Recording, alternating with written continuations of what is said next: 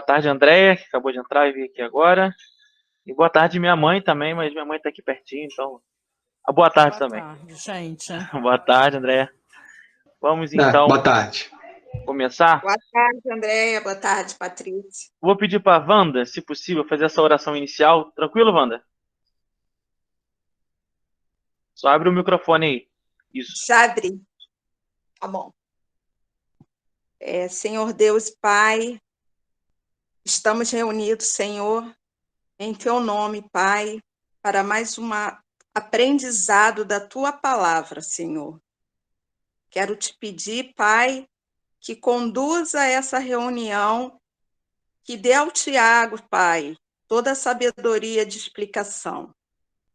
E que todos aqueles que não estão conosco no momento, que o Senhor possa estar levando e abençoando, Pai, essa palavra quando eles forem assistir a essa aula. Te agradeço por estarmos aqui, mais uma vez reunidos, e agora, desde já, te agradeço em nome do Senhor Jesus. Amém. Amém. Deixa eu abrir minha câmera aqui para vocês.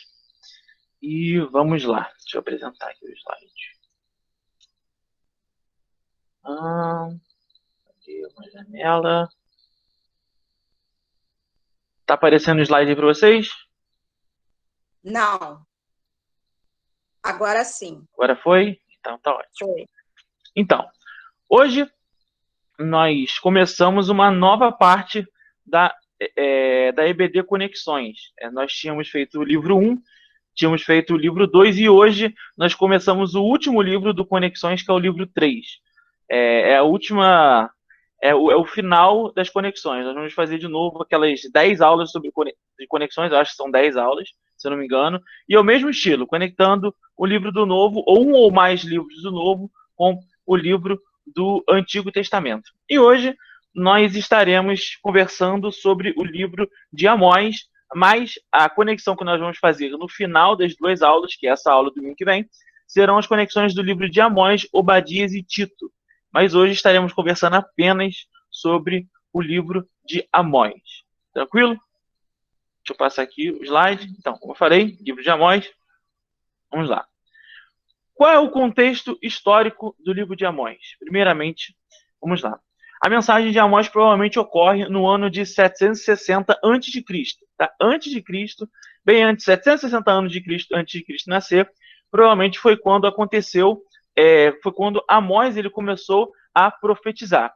Porque Amós vai dizer que ele começa a profetizar nos reinados de Uzias, que é rei do sul, e Jeroboão II, que é rei do norte. Esse Jeroboão II não é aquele primeiro Jeroboão do reino dividido, tá? É o outro Jeroboão. Isso está escrito em 1:1. Eles falam assim, palavra de Amós, nesse tempo, Uzias era rei de Judá, e Jeroboão, filho de Jeoás, era rei de Israel. Então, como está escrito aqui, esses reinados, eles vão mais ou menos de 767 a 753, aproximadamente. Então, por isso que a gente coloca ali a mensagem de Amós, mais ou menos no meio desse reinado. Meio não, quase no final do reinado desses 2 reis, que vai ser em 753, então Amós está ali no final desses reinados, que é em 760. Sua profecia acontece 2 anos antes de um grande terremoto, como está escrito aqui. 2 anos antes do terremoto, isso em Amós 1 está escrito. E esse terremoto provavelmente ele foi uma coisa muito catastrófica, porque mesmo muitos anos depois ele é relembrado. Se a gente for ler Zacarias 14 também fala sobre esse terremoto. Zacarias 14:5. Ele vai falar, ele vai relembrar esse terremoto, isso 300 anos. 300 anos. Eu ia falar 300 séculos, mas 300 séculos é muita coisa, não é 300 séculos, 300 anos mesmo.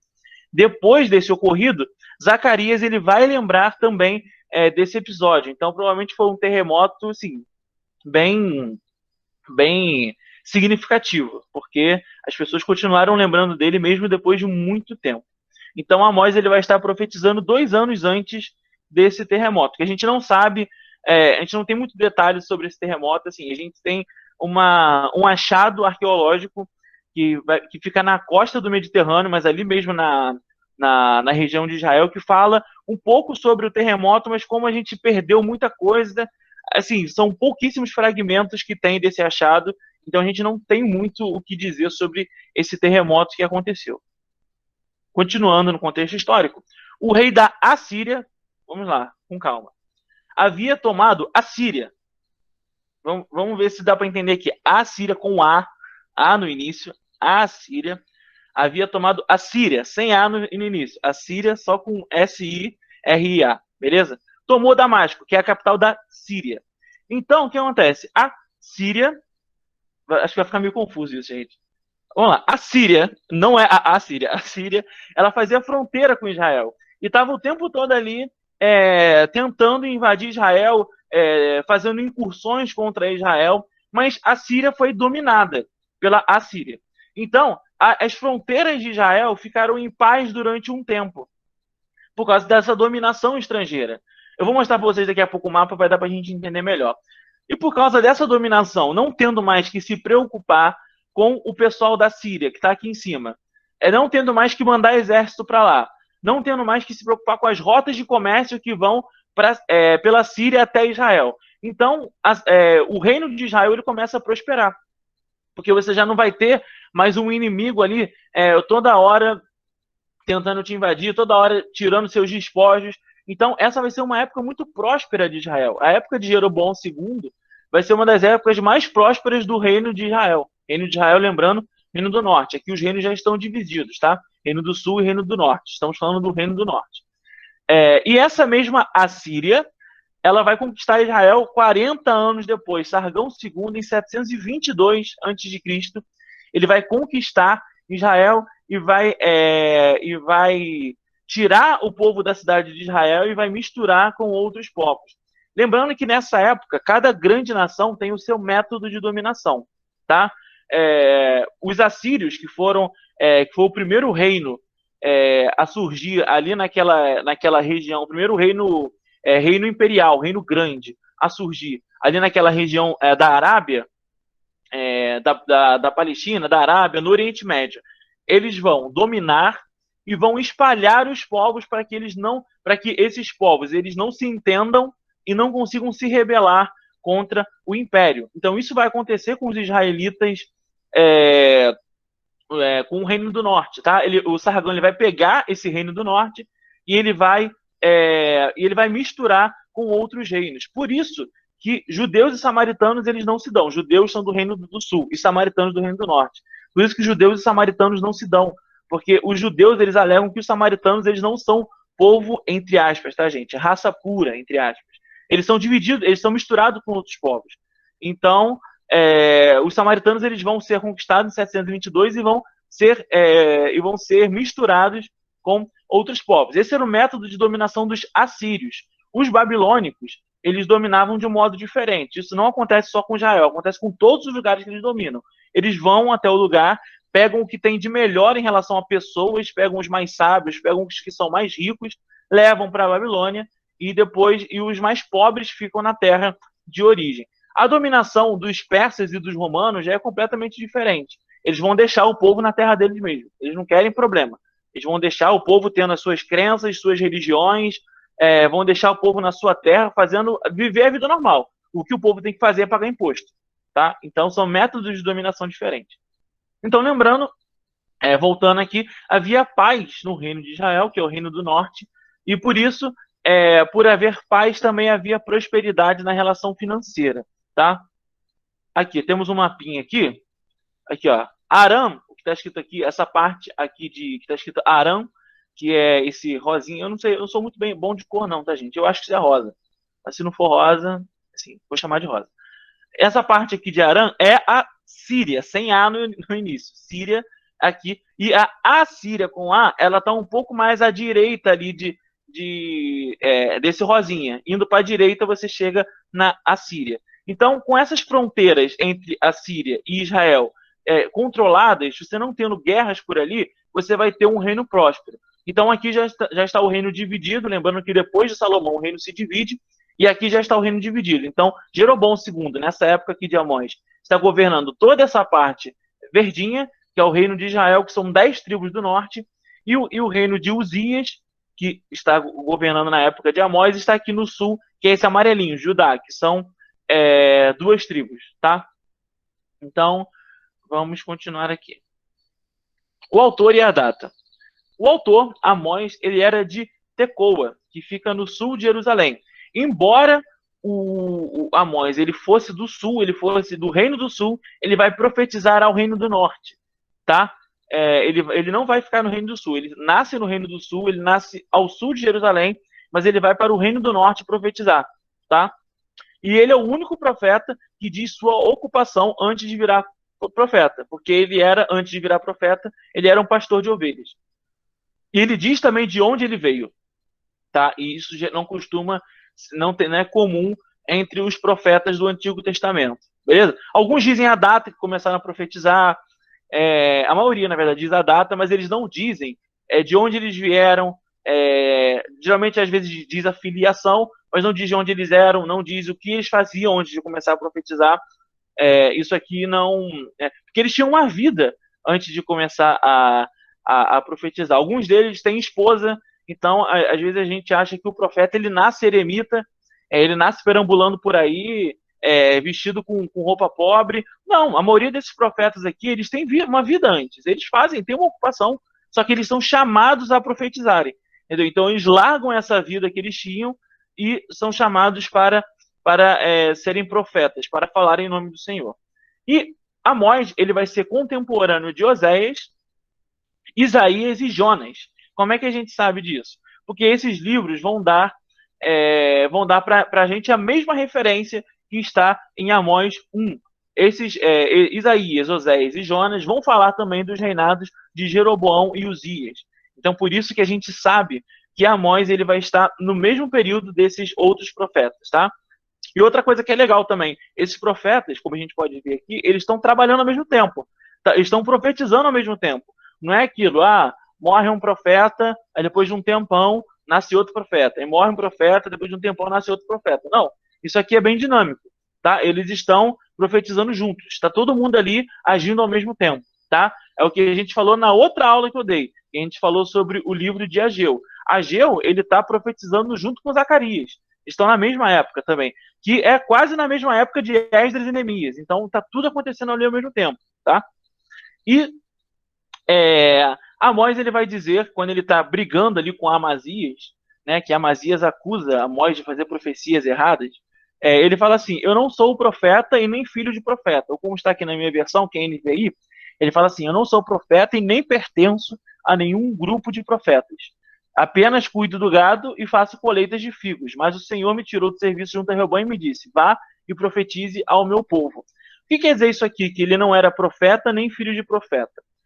Vocês lembram que a partir mais ou menos de Elias e Eliseu, começou-se uma escola de profetas. Não é escola do jeito contemporâneo que a gente tem lá hoje, não, que entra um professor na sala e começa a ensinar. Não, eram seguidores que andavam com Elias e Eliseu e aprendiam com as suas vidas. Então você tinha escolas de profetas.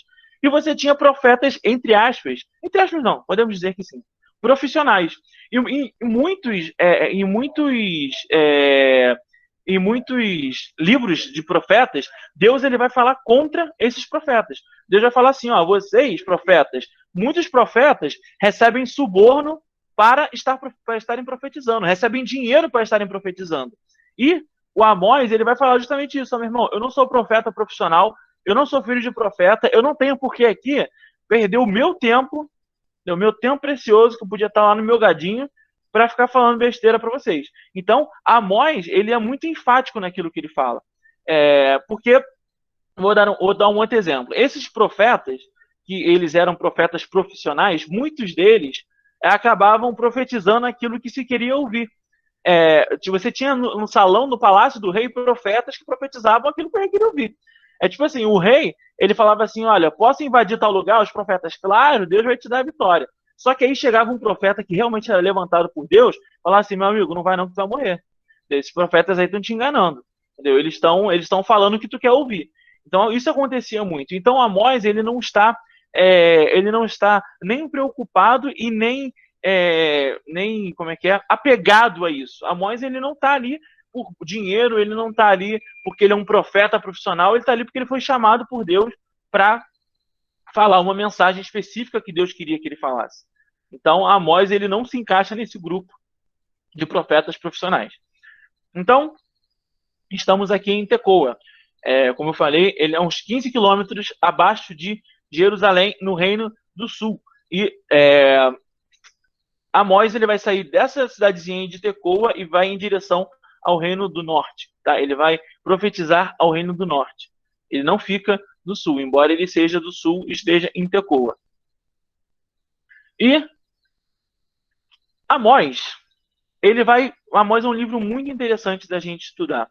Amós é um profeta menor, né? Está naquela lista de 12 profetas menores que nós temos, que são livros pequenos, então são livros que são muito fáceis e muito, não, fáceis nem tanto, tá? Mas são rápidos de ler. Amós mesmo só tem 9 capítulos, entendeu? São, sei lá, 5 páginas de livro. É um livro muito rápido de se ler, embora não seja um livro fácil. Então, Amós ele vai falar acerca de alguns temas. Amós vai falar sobre o julgamento dos povos vizinhos, ele vai falar sobre contra a Síria, contra Gaza, contra Edom, contra os Amonitas, ele vai falar contra os Moabitas, ele vai primeiro ele vai falar contra esses povos, ele vai trazer palavras contra esses povos, ele vai julgar esses povos em nome de Deus, e ele vai falar depois contra Israel. Ele vai falar que Israel está rebelde, que Israel abandonou os caminhos do Senhor, e por isso Israel irá para o exílio. Aqui, está escrito aqui no capítulo 5, verso 20. Por causa de todas essas coisas, isso é a palavra minha, por causa de todas essas coisas que Israel fez, está escrito, por isso eu os mandarei para o exílio, para além de Damasco, diz o Senhor. Deus dos exércitos é o seu nome. Então, por causa de todos os pecados de Israel, Israel foi para o exílio. E ele vai falar também sobre o remanescente de Israel. Isso é uma profecia que é comum nos profetas. Muitos profetas eles vão falar sobre o remanescente de Israel, sobre aqueles que ficarão e serão firmes. Então, isso é uma profecia comum entre os profetas. Muitos profetas vão falar sobre esse remanescente. Amós não é o único. É um, dois que fala sobre isso. Mas o que nós queremos focar aqui nessa aula de hoje, e o que nós queremos focar para a nossa EBD, é na parte da justiça social. Amós ele é o profeta que mais fala sobre justiça social no Antigo Testamento. Nós vamos ver daqui a pouco o que Amós fala em relação à justiça social. Amós profetiza em meio a um período de prosperidade. Nós já falamos que o reino de Jeroboão II é um reino muito próspero. As fronteiras estão em paz, você aumenta o comércio. E com o aumento do comércio, o aumento da prosperidade, como isso aqui em qualquer época, você tem o aumento da desigualdade social. Isso aqui é em qualquer época. Sempre quando você tem um momento a mais de prosperidade, você aumenta a desigualdade social. Isso na antiguidade, isso na Idade Média, isso não muda. Isso é em qualquer época. Na Idade Média, só para dar um exemplo, no século XII, no século XI, mais ou menos em 1100, as invasões dos vikings, aqueles vikings mesmo, barbudos, de cabelo vermelho, acaba. Os vikings eles acabam cristianizados. Então você não tem mais invasão. Sem invasões, você consegue aumentar as trocas e reviver o comércio. Isso aconteceu exatamente a mesma coisa que aconteceu aqui. Quando você aumenta o comércio, você gera mais desigualdade. Então, nessa época, na Idade Média, vão começar a surgir muitos movimentos de pessoas que acatam a pobreza, justamente em detrimento dessa desigualdade social. Então, eles vão acatar a pobreza em misericórdia, não é misericórdia, mas eu não estou conseguindo pegar a palavra aqui. Em solidariedade, obrigado, mãe. Uma voz do além me ajudou aqui. Em solidariedade aos pobres. Então, isso acontece em qualquer época, quando você tem muito aumento da prosperidade. Não era para acontecer isso, mas o dinheiro acaba sendo sempre concentrado nas mãos de alguns e os outros ficam sem quase nada. Então, o livro de Amós ele vai ser muito enfático em relação a esse tema. Muitos ricos enriqueciam cada vez mais, enquanto os pobres ficavam cada vez mais pobres. É isso que está acontecendo aqui em Israel. E aqueles que tinham posição e poder menosprezavam e tratavam o pobre com injustiça. Como em qualquer época da história, Dinheiro é poder. Se eu tenho dinheiro nessa época, eu consigo colocar as leis ao meu favor, eu consigo legislar ao meu favor, eu consigo dar suborno para não ser condenado, eu consigo dar suborno para condenar outra pessoa e não me condenar, e é isso que estava acontecendo aqui. É isso que Amós vai falar aqui nesse livro. É isso que Deus vai falar contra o povo nesse livro. Amós, a mensagem dele vai ser justamente, o foco da mensagem dele vai ser contra Israel no geral, mas ele vai dar muita prioridade à falta de justiça social que havia em Israel. Vou dar um exemplo eu gosto muito de dar exemplos dessas coisas de história, em relação aos ricos terem o poder só por serem ricos. Na época dos romanos, lá em 508, depois da República Romana, 508 a.C., tá? Os patrícios eram aqueles da mais alta sociedade romana que tinham dinheiro e tinham um nome. Entendeu? O nome deles era um nome forte. Nessa época, só quem conhecia as leis eram os patrícios. Os mais pobres e os de classe média da sociedade não tinham conhecimento da lei. A lei não era lida para eles, eles não sabiam ler, a maioria deles não sabia ler, e eles não tinham conhecimento. Então, os patrícios, que eram aqueles que tinham dinheiro, eles podiam fazer da lei o que quisessem. Eles podiam inventar a lei que as pessoas não iam estar sabendo. Entendeu? Então, isso acontece. Quem tem dinheiro tem poder. Quem tem poder pode manipular. E é isso que estava acontecendo aqui nesta época, assim como em qualquer outra época. Assim como hoje também, né? Isso não muda. Vamos lá. Por que o povo foi para o exílio? Geralmente a gente lembra só do pecado contra Deus, mas o outro pecado que também fez o povo ir para o exílio foi o pecado contra o próximo, tá? A gente sempre fala, Israel foi para o exílio porque adorou outros deuses. Israel foi para o exílio porque estava se prostituindo com outros deuses, estava adorando Baal, estava adorando Astarote, estava adorando não sei lá quem, qualquer outro deus. Mas a gente não repara, e é uma coisa que eu até estava conversando com a minha mãe há uns dias atrás, que quase todos os profetas, a não ser os profetas que, sei lá, sejam muito pequenos. Vou dar exemplo. O livro que a gente vai estudar na próxima aula é Obadias. Obadias só tem uma página. Então, o assunto dele é muito rápido. Ele só fala contra Edom e é muito rápido. Entendeu? Então, mas geralmente os profetas, eles costumam falar contra a desigualdade. Você oprime não sei quem, você faz isso, você faz aquilo.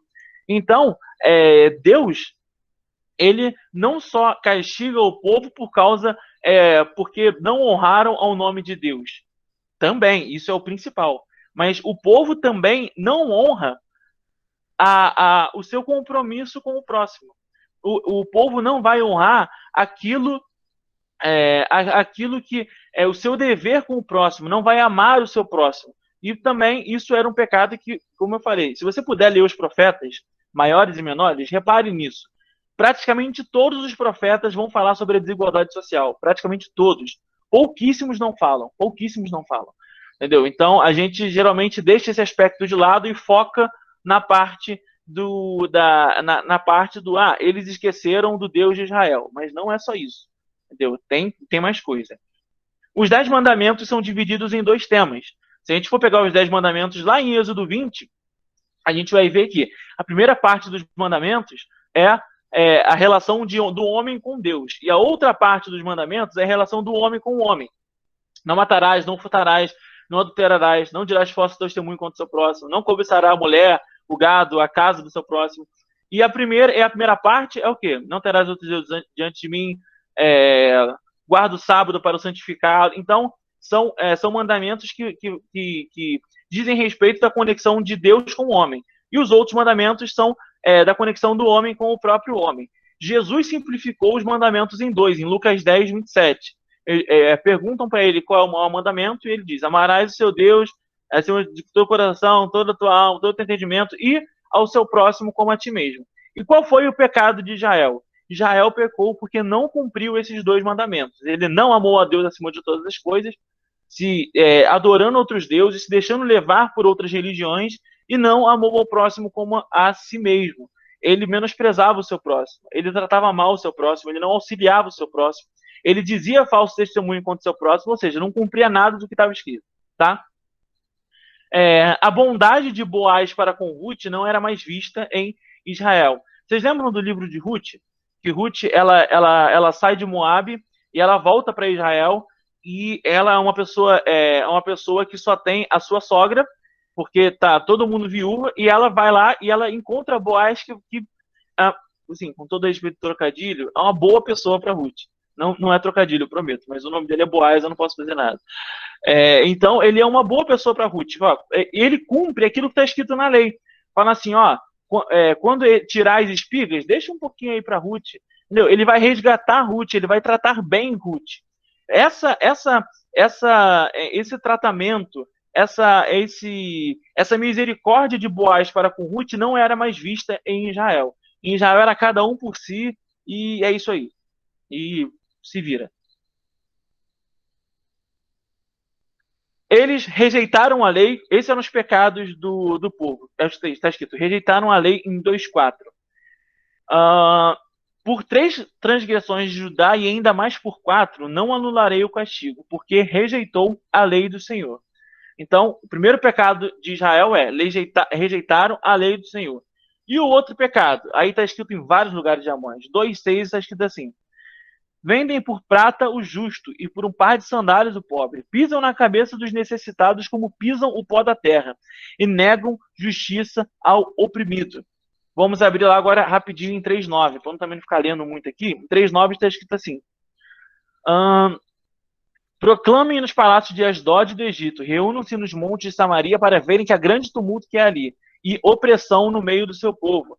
Está escrito em 4:1. Vocês oprimem os pobres e esmagam os necessitados. E em 5:7, já estou terminando já essa parte. Vocês estão transformando direito à amargura e atirando a justiça no chão. E 5:11 e 12. Vocês oprimem o pobre e os forçam a dar-lhes trigo. Vocês oprimem o justo, recebem suborno e impedem que se faça justiça aos pobres nos tribunais. Ou seja, tá tudo errado. Tá tudo errado. Eles não, além de não tratarem bem o pobre, eles não são justos. Porque eles usam de suborno para receberem, para legislarem em causa própria. E não dão assistência àqueles que precisam. Isso é gravíssimo. É dever do povo de Deus, dar sustento aos necessitados. Nós, como igreja, nós somos uma agência, entre aspas, de Deus para a promoção da assistência social, para a promoção da justiça social. O mundo, infelizmente,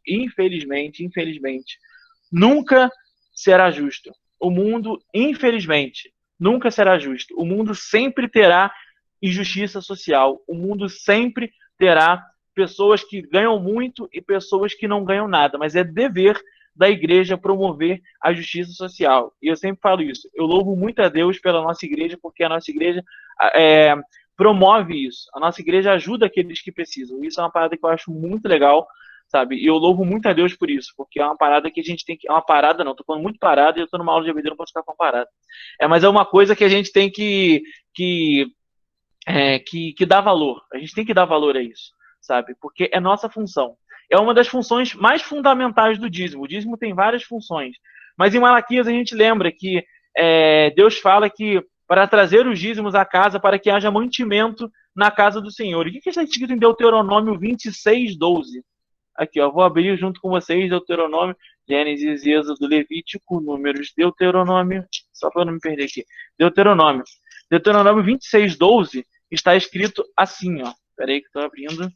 Ih, meu Deus, não, já ficou a juízo. Volta, Deuteronômio. Deuteronômio 32, Deuteronômio 26. Aqui, 26:12 está escrito assim: quando tiverem separado o dízimo de tudo quanto produziram no terceiro ano, entreguem-no ao levita, ao estrangeiro, ao órfão e à viúva, para que possam comer até saciar-se. Ou seja, a função do dízimo, aqueles 10% que a gente dá lá todo mês, também é para a promoção da justiça social, é para ajudar aqueles que precisam. como eu falei, infelizmente, o mundo é injusto e vai continuar sendo injusto até a volta de Cristo. Como o pastor Adnel falou hoje, vai ser um mundo completamente diferente, vai ser uma era completamente nova. Mas enquanto Jesus não volta, o mundo sempre será injusto, infelizmente. E não só o livro de Amós, mas o Antigo Testamento ele é cheio, ou infestado, de assistência aos mais pobres. É um mandamento desde os tempos de Moisés. Isso aqui é uma parada muito interessante. As pessoas elas vão falar assim: ah, o Deus do Antigo Testamento é um Deus muito mau. Porque o Deus do Antigo Testamento ele manda matar todo mundo. Porque o Deus do Antigo Testamento ele é um Deus muito ruim. Ele é um Deus muito sanguinário. O povo de Israel é o único povo da antiguidade que se preocupa com o pobre, que tem leis em relação ao mais pobre.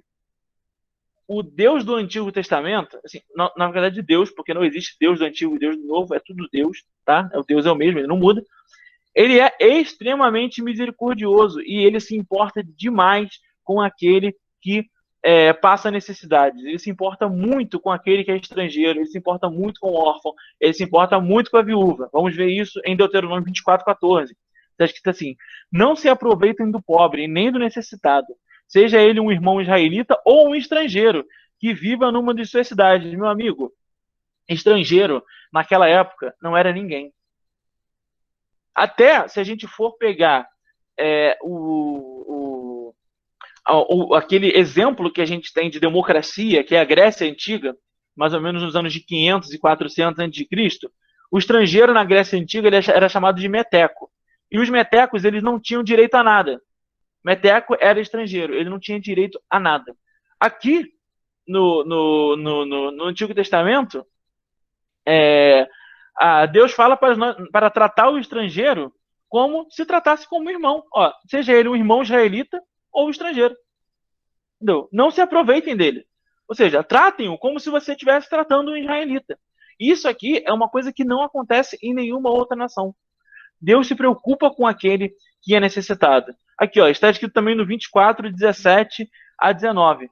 Não neguem justiça ao estrangeiro, nem ao órfão, e nem tomem como penhor o manto da viúva. Se a viúva só tem aquilo ali, não tira dela. Está escrito também no 19. Quando vocês estiverem fazendo a colheita da lavoura, deixem um feixe de trigo para trás, e deixarem um feixe de trigo para trás, não voltem para pegá-lo. Deixe-no para o estrangeiro, para o órfão e para a viúva, porque o Senhor Deus os abençoe em todo o trabalho das suas mãos. Isso aqui é uma coisa muito interessante, porque o órfão e a viúva, eles são órfão e viúva, mas eles são da nação de Israel, o estrangeiro não é. Então, Deus ele coloca o estrangeiro em pé de igualdade com aqueles que são israelitas. O órfão e a viúva, beleza, são órfão e viúva, mas são da nação. O estrangeiro não é. Então, Deus ele vai se preocupar muito com essas pessoas que são menos beneficiadas. Em todo o Antigo Testamento. Em todo o Antigo Testamento. Aí você vai falar assim, Tiago, tá bom, mas isso é só no Antigo Testamento? Não, é no Novo Testamento também. Como eu falei aqui, só um adendo. Assistencialismo e misericórdia não são comunismo, nem socialismo, nem populismo. São mandamentos bíblicos. Dar assistência àqueles que precisam é um mandamento bíblico. A Bíblia fala o tempo inteiro sobre isso. Entendeu? Porque às vezes a gente ouve por aí, porque tal pessoa dá ajuda, dá assistência a não sei quem. Isso é populismo. Quer fazer não sei o quê. Porque comunismo que dá dinheiro para as pessoas. Gente, isso é bíblico. Nós precisamos ajudar aqueles que mais precisam. Mas tem pessoas que se aproveitam dessa ajuda. Sim, tem pessoas que se aproveitam dessa ajuda. Mas por causa de um ou dois a gente não vai ajudar os outros? Só porque tem um ou dois, é o que às vezes a gente costuma falar aqui em casa, deitões, aquele que se aproveita. A gente não vai ajudar aqueles que precisam por causa de um ou dois? Entendeu?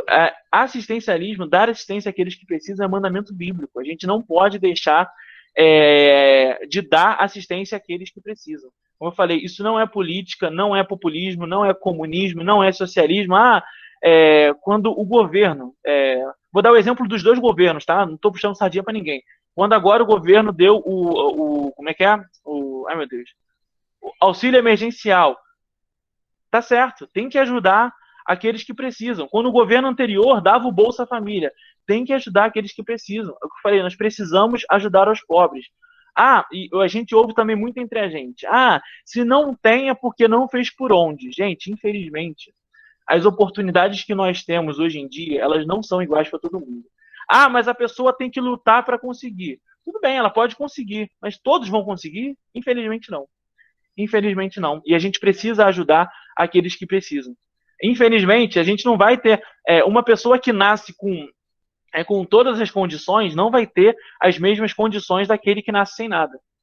E nós precisamos ter um olhar mais atento para isso. A gente precisa olhar mais para essas pessoas. Entendeu? Nós vivemos num mundo totalmente desigual. Totalmente desigual. E é o que eu falei, e é por causa de político A ou B? É por causa de partido A ou B? Não, é porque o homem é pecaminoso. E o homem tende a ser egoísta. Por quê? Porque o homem é pecaminoso. Entendeu? Então, não é por causa de política, não é por causa de partido A ou B, não é por causa de forma de governar, é porque o homem, ele, infelizmente, ele só pensa em si. Então, primeiro o meu. Se sobrar, talvez se tiver alguma coisa para o outro, ele vai para o outro, mas primeiro o meu. E nem quando sobra, tá, gente? Às vezes nem quando sobra. Então, é o nosso dever ajudar aqueles que precisam. É o que eu falei. Não é política, é mandamento. Nós precisamos ajudar quem necessita. E se a pessoa estiver se aproveitando da sua ajuda, ela vai dar conta para Deus. Entendeu? Porque eu falei, se a gente deixar de ajudar porque tem aqueles que se aproveitam, infelizmente a gente não vai ajudar ninguém. Porque em qualquer lugar, sempre quando nós fizermos o bem, vai ter alguém se aproveitando disso de forma indevida. Isso em qualquer outra esfera. Não estou falando só na esfera do dinheiro e da assistência. Estou falando em qualquer outra esfera. Vai ter sempre alguém se aproveitando da boa vontade dos outros. Mas a gente não deve deixar de ajudar aqueles que precisam porque tem alguém se aproveitando. Tá? O que eu falei, o importante é que a gente ajude. Se a pessoa vai estar se aproveitando, aí é ela com a consciência dela e ela com Deus. A gente já não está mais nessa. A gente não tá mais nessa discussão. Aí é ela com Deus, é a consciência dela. Se ela acha que ela está fazendo uma coisa boa fazendo isso, ela vai dar conta depois. Tá? Então, como eu falei, o Antigo Testamento fala muito sobre assistência social. E o Novo Testamento também fala muito sobre assistência social. Não é só o Antigo Testamento. Se nós formos ver em Atos 2,45, fala que a igreja antiga, os primeiros cristãos, eles repartiam tudo o que eles tinham para que não faltasse nada para ninguém. Atos 4,36 vai falar sobre aquele cara que a gente canta o tempo todo, Barnabé. Em Atos 6,1 vai falar sobre a instituição dos diáconos, que vão ajudar e dar assistência às viúvas, porque estava tendo aquele problema que as viúvas judias não estavam recebendo auxílio, e os diáconos vão ser instituídos para ajudarem aquelas viúvas que necessitavam. Em Tiago 2,14 está escrito assim: de que adianta, meus irmãos, alguém dizer que tem fé se não tem obras? Acaso a fé pode salvá-lo? Se um irmão ou irmã estiver necessitado de roupas e de alimentos, e você disser, vá em paz, aqueça-se e alimente até satisfazer-se, sem porém lhe dar nada, de que adianta isso? Assim também a fé por si só, e se não for acompanhada de obras, está morta. Essa carta de Tiago aqui, ela foi chamada por Lutero, vocês devem saber disso, de epístola de palha, que carta que não servia para nada. Porque o Lutero ele era muito convicto de que a salvação era por fé e não pelas obras. E Lutero estava certíssimo, mas Tiago não fala que a salvação é por obras. Tiago fala que porque nós somos salvos, nós fazemos obras, nós praticamos o bem porque somos salvos, e não praticamos o bem para sermos salvos, é porque somos salvos. Então, Tiago ele fala, se a gente fala que a gente é salvo e a gente não acolhe aquele que necessita, tem uma coisa errada. Se a gente não tem compaixão daquele que precisa, tem alguma coisa errada. E 1 João 3, 17, 18. 1 João é carta de João. 3, 17, 18 está escrito assim: se alguém tiver recursos materiais e vendo o seu irmão em necessidade não se compadecer dele, como pode permanecer nele o amor de Deus? João está falando a mesma coisa. Se eu tenho condições de ajudar aquele que precisa e eu não ajudo porque eu não quero, como eu posso dizer que o amor de Deus habita em mim? Porque o amor de Deus, necessariamente, ele produz amor pelo próximo. O amor de Deus, quando eu amo a Deus, eu amo também aquele que está ao meu redor. Então, se eu amo a Deus, mas eu não amo meu irmão, se eu amo a Deus, mas eu não ajudo o meu irmão que está precisando, é um amor duvidoso. E não só o Novo Testamento, mas também a Igreja Antiga, em diferentes épocas, falavam sobre o auxílio aos mais pobres. Isso aqui é o Pastor de Hermas. Esse é um documento da Igreja do século I. Não, perdão, do século II. Século II é entre o ano 100 e o ano 200. Está escrito assim: em lugar de campos, resgatai os oprimidos conforme cada um puder. Visitai as viúvas e os órfãos, e não os desprezeis. Gastai vossas riquezas e todos os vossos bens que recebestes de Deus nesses campos e casas. Esse documento aqui, o Pastor de Hermas, ele é muito legal porque ele faz uma, um esquema para os ricos. Ele fala assim: se você é rico e ajuda o pobre vai orar por você para que você continue sendo ainda mais rico, para que ele continue sendo ajudado por você. Então, o rico, quando ele é rico, ele ajuda o pobre, ele é duplamente abençoado, porque aquele que está recebendo aquela ajuda também vai orar para o rico para que ele continue sendo cada vez mais rico para continuar ajudando aquele que é pobre. Então, como se fosse um ciclo vicioso. A outra carta é de Inácio aos Ismeniotas, que é no final do século I para o século II. Está escrito assim: não sejam como os hereges, não se preocupam com o amor, nem com a viúva, nem com o órfão, nem com o oprimido, e nem com o oprimido de novo, não. Só nem com o oprimido. Não existe dois oprimidos ali. E Inácio mesmo vai falar ao Policarpo. Não deixe. Policarpo era um dos bispos da época. Não deixe de atender as viúvas. Depois do Senhor, és tu que deve cuidar delas. Não despreze os escravos e escravas. E por fim, o Agostinho, que é chamado, eu às vezes chamo ele de Santo Agostinho, não que eu acho que ele é santo, mas é por vício de linguagem. E ele vai dizer assim, isso já no século IV, já no ano 300 e pouco, 400 e pouco. Ou seja, nós vemos como em diferentes épocas a igreja continua com o mesmo discurso. Sobre ajuda aos pobres e bem materiais, ele fala assim: se as coisas materiais lhe agradam, louve a Deus por elas e retribui seu agrado ao seu Criador, para evitar que essas coisas que lhe agradam desagradem a ele. Ele vai falar isso em relação à ajuda às pessoas. Entendeu? Se eu tenho bens materiais, louve a Deus, ou seja, vou louvar a Deus pelos bens materiais que eu tenho e vou usar de forma prudente, vou ajudar aqueles que precisam. Então, o livro de Amós, gente, ele é um livro muito legal por causa disso.